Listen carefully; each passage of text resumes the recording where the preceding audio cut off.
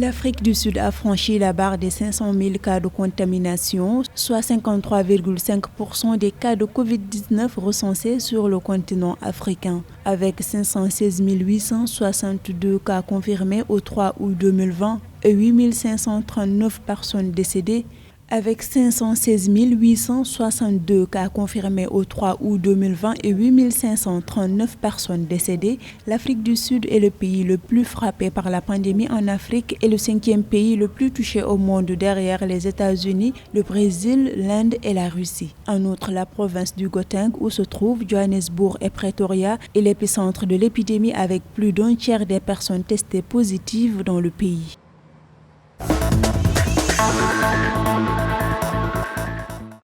En plus de la vice-présidente de la Gambie, Issatou Touré, qui était récemment testée positive au Covid-19, 3 ministres gambiens ont été déclarés positifs au coronavirus. Il s'agit du ministre des Finances, de celui du Pétrole et de l'Énergie et du ministre de l'Agriculture. L'annonce a été faite par la présidence gambienne qui a de nouveau appelé les citoyens à porter des masques et à pratiquer la distanciation sociale pour endiguer la propagation du virus dans le pays. La Gambie a officiellement déclaré 498 cas de Covid-19 pour 9 décès au 3 août 2020.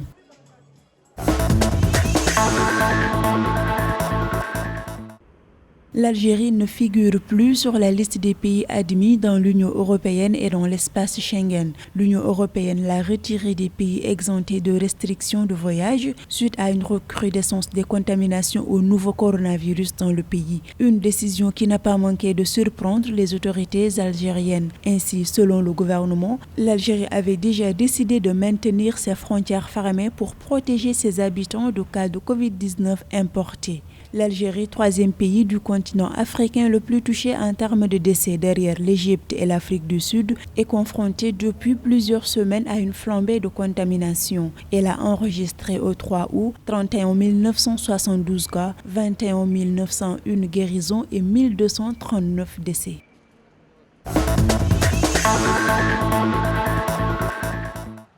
En Éthiopie, le nombre de contaminations au coronavirus reste relativement faible, mais a doublé en 3 semaines. Avec 583 nouvelles contaminations, le 3 août, le pays d'Afrique de l'Est a atteint les 19 000 cas confirmés. À cet effet, l'Éthiopie a initié une campagne de tests d'1 mois. Sur un objectif de 400 000 tests, l'Éthiopie va sonder sa population.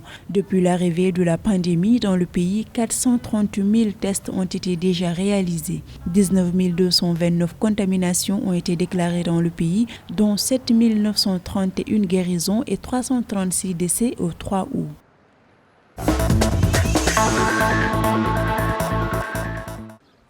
Depuis samedi 27 juin, les frontières aériennes, terrestres et maritimes de la Tunisie sont rouvertes et le nombre de personnes contaminées par le nouveau coronavirus a décuplé dans le pays. La Tunisie n'a imposé aucune précaution spécifique aux voyageurs venus des pays classés verts, dont la France, l'Italie ou la Grande-Bretagne. Et le constat est que le nombre de cas recensés est passé à plusieurs dizaines par semaine.